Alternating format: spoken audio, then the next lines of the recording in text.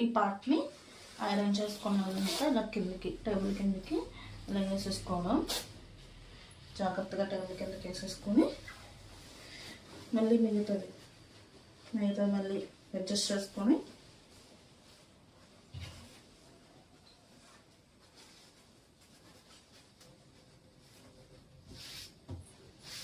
నీట్గా ఇలాగా లోన ముడతలు లేకుండా చూసుకొని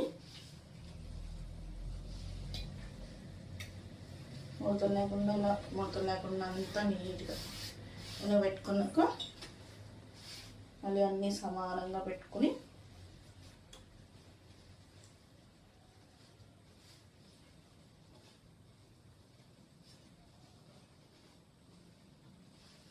మనం అడ్జస్ట్ చేసుకోవాలన్నమాట. ఇలా సమానంగా అడ్జస్ట్ చేసుకుని ఐరనింగ్ అనేది చేసుకుంటే బాగుంటుంది.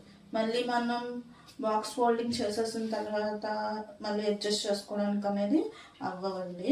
మనం ఇప్పుడే నీట్గా ముడతలు లేకుండా ఇలా హ్యాండ్ పెట్టుకొని ఇలా రఫ్ చేసుకుంటూ అడ్జస్ట్ చేసుకుని సరే ఇలా నీట్గా చూసుకుని ఐరనింగ్ అనేది 4 స్పీడ్స్ కడికి ఇలా ఐరనింగ్ అనేది చేసేసుకోవాలి.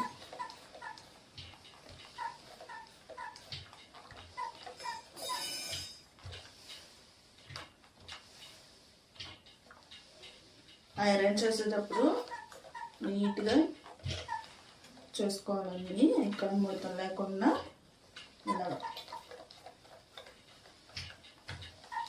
4 స్పీడ్స్ కడికి ఇలా చేసుకోవాలన్నమాట. ఇది అయిపోయింది కదండి. మళ్ళీ ఈ పార్ట్ని కిందికి ఇలా వేసేసుకున్నాం. ఇక్కడికి వచ్చేటప్పటికి మనం థర్డ్ మెజర్మెంట్ అయితే వచ్చేస్తుందండి. మనకు థర్డ్ మెజర్మెంట్ వచ్చేస్తుంది. ఇక్కడికి వచ్చేటప్పటికి మనం 4 ప్లీట్స్ మాత్రమే చేసుకోవాలన్నమాట. మనకి పళ్ళు ఫస్ట్ ప్లీట్ ఉంటుంది కదండి. ఈ ఫస్ట్ ప్లీట్స్ పైన ఈ 4 ప్లీట్స్ మాత్రమే ఐరనింగ్ అనేది చేసుకోవాలి. ఇక్కడ వరకు మాత్రమే ఐరనింగ్ అనేది చేసుకోవాలండి.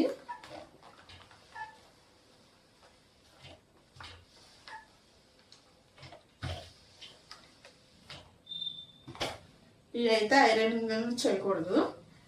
ఇక్కడికి మన థర్డ్ మెజర్మెంట్ వచ్చేస్తుంది ఇక్కడ వరకు. అంతే.